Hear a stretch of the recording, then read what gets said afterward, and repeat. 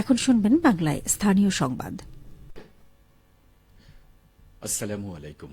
বাংলাদেশ বেতার, রাজশাহী। স্থানীয় সংবাদ পড়ছে মোহাম্মদ শহীদুল হক সোহেল। বাংলাদেশ বেতারের মহাপরিচালক এএসএম জাহিদ বাংলাদেশ বেতার রাজশাহী কেন্দ্রের স্টেক হোল্ডারদের সাথে মত বিনিময় করছেন। তিনি আজ সকালে রাজশাহী কেন্দ্রের অডিটোরিয়ামে এই মত বিনিময় শুরু করেন। এ সময় বেতারের স্টেক হোল্ডারদের সাথে বেতারের বিভিন্ন সমস্যা, সম্ভাবনা ও অগ্রগতি নিয়ে আলোচনা করছেন। সবাই উপস্থিত আছেন বাংলাদেশ বেতারের প্রধান প্রকৌশলী মুনির আহমদ, অতিরিক্ত পরিচালক প্রশাসন ও অর্থ সৈয়দ জাহিদুল ইসলাম, রাজশাহীর আঞ্চলিক পরিচালক কিশোর রঞ্জন মল্লিক, আঞ্চলিক বার্তা নিয়ন্ত্রক সুলতানা পারভিন, আঞ্চলিক প্রকৌশলী মোহাম্মদ গোলাম মুক্তাদির সহ অন্যান্য কর্মকর্তা এবং স্টেক হোল্ডারগণ। এর আগে গতকাল বিকালে মহাপরিচালক বাংলাদেশ বেতারের রাজশাহীর আঞ্চলিক কেন্দ্র পরিদর্শন করেন। এ সময় তিনি কেন্দ্রের বিভিন্ন দপ্তর ঘুরে দেখেন এবং খোঁজখবর নেন। পরে তিনি কর্মকর্তাদের সাথে এক মত বিনিময় সভায় মিলিত হন। মহাপরিচালকের আগমন উপলক্ষে সন্ধ্যায় এক সাংস্কৃতিক অনুষ্ঠানের আয়োজন করা হয়। এদিকে গতকাল সকালে বাংলাদেশ বেতারের বগুড়া উচ্চ শক্তি প্রেরণ কেন্দ্র ৫ পরিদর্শন করেছেন বেতারের মহাপরিচালক এএসএম জাহিদ। তিনি কেন্দ্রের কর্মকর্তাদের সাথে কেন্দ্রের সীমানা প্রাচীর ও ভবনের পূর্ত কাজ, কেন্দ্রের ট্রান্সমিটার পরিদর্শন ও ভবিষ্যতে এর মান উন্নয়ন এবং প্রেরণ কেন্দ্রের নিরাপত্তা নিয়ে মত বিনিময় সভা করেন। নাটোর পৌরসভার ৪টি হাটবাজার এবং ২টি বাস টার্মিনাল ইজারা প্রদান করে ৩৬,৭৬,০০০ টাকা আয় বৃদ্ধি পেয়েছে। চলতি ১৪৩২ বঙ্গাব্দে পৌরসভার একটি হাট এবং ৩টি বাজার ইজারা প্রদান করে পূর্ববর্তী বছরের চেয়ে ১৪,৭৬,০০০ টাকা বেশি পাওয়া গেছে।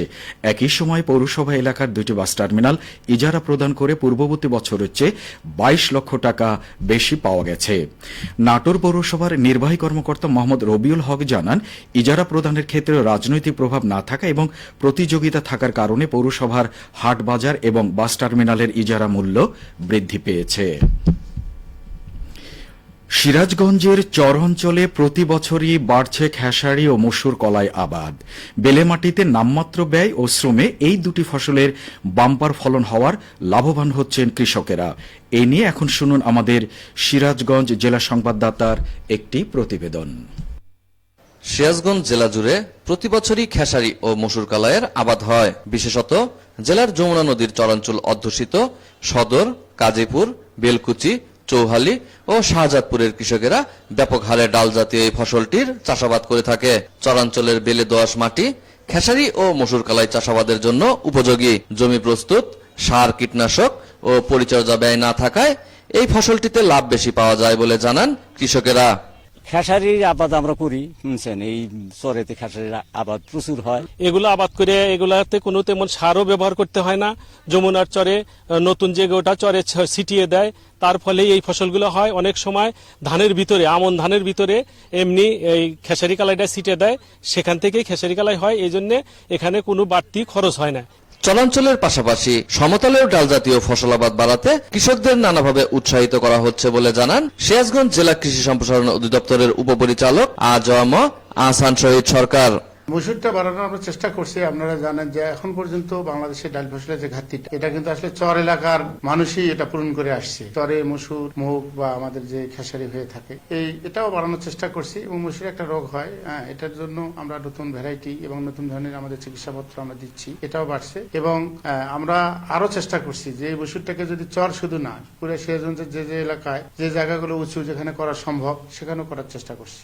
চলতি মৌসুমে সিরাজগঞ্জ জেলা জুড়ে ৫,৫০০ হেক্টর জমিতে খেসারি ও ৫,০৮০ হেক্টর জমিতে মসুর কলাই আবাদ করা হয়েছে। সাজরুল ইসলাম সঞ্চয়, সিরাজগঞ্জ জেলা সংবাদদাতা, বাংলাদেশ বেতার, রাজশাহী। সিরাজগঞ্জ জেলা সংবাদদাতার প্রতিবেদনটি শুনলেন। আবারও ফিরছি খবরে। দেশের দ্বিতীয় বৃহত্তম রসুন উৎপাদনকারী জেলা পাবনায় এবার রসুনের বাম্পার ফলন হয়েছে। দাম কিছুটা কম হলেও উৎপাদন বেশি হওয়ায় কৃষকরা বেশ লাভবান হচ্ছেন। কৃষি বিভাগ জানায়, পাবনা জেলায় এবার ১৩,৪৩০ হেক্টর জমিতে রসুন আবাদ হয়েছে, আর উৎপাদন হয়েছে প্রায় 1.27 লাখ মেট্রিক টন রসুন। দেশের প্রায় 20% রসুন উৎপাদন হয়েছে পাবনা জেলায়। কৃষি সম্প্রসারণ অধিদপ্তর পাবনার উপপরিচালক জাহাঙ্গীর আলম প্রামাণিক জানান, গত কয়েক বছর ধরে রসুনের বাজার দর বেশি ও আবাদ লাভজনক হওয়ায় রসুন আবাদে ঝুঁকেছেন পাবনার চাষিরা। এজন্য কৃষি বিভাগ থেকে সব ধরনের সহযোগিতা করা হচ্ছে। বিভাগ থেকে তাদের বিভিন্ন পরামর্শ দেওয়া সহ রসুন চাষে তাদের উদ্বুদ্ধ করা হচ্ছে। নওগাঁ জেলা স্টেডিয়ামে মাসব্যাপী অনূর্ধ্ব 15 ফুটবল প্রশিক্ষণ শুরু হয়েছে। আজ সকালে আয়োজনের উদ্বোধন করেন জেলা প্রশাসক মোহাম্মদ আব্দুল আওয়াল। এ সময় জানানো হয়, দক্ষ খেলোয়াড় গড়ে তোলার লক্ষ্যে সরকারি ক্রীড়া মন্ত্রণালয় থেকে এই উদ্যোগ গ্রহণ করা হয়েছে। প্রথম পর্যায়ে বিভিন্ন উপজেলা থেকে 40 জন প্রশিক্ষণার্থী বাছাই করা হয়। প্রশিক্ষণে ফুটবল খেলার সঠিক নিয়মকানুন ও কৌশল শেখানো হবে। এতে করে অংশগ্রহণকারীরা পরবর্তীতে দক্ষ খেলোয়াড় হিসেবে নিজেকে গড়ে তোলার সুযোগ পাবে। অনুষ্ঠানে অতিরিক্ত জেলা প্রশাসক এইচ ইরফান উদ্দিন, জেলা ক্রীড়া কর্মকর্তা আরিফুজ্জামান, প্রশিক্ষণ ক্যাম্পের কোচ, জাতীয় ফুটবল দলের সাবেক খেলোয়াড় এনামুল হক এবং অন্যান্যরা উপস্থিত ছিলেন। সবশেষে আবহাওয়া। আজ দুপুর 12টায় রাজশাহীতে তাপমাত্রা ছিল 32 ডিগ্রি সেলসিয়াস। এ সময় বাতাসে আপেক্ষিক আর্দ্রতার পরিমাণ ছিল 57%। রাজশাহী ও তার পার্শ্ববর্তী সময়ে আজ সূর্যাস্ত সন্ধে 6:34। সংবাদ শেষ হল। আমাদের পরবর্তী স্থানীয় সংবাদ শুনবেন দুপুর 2:05।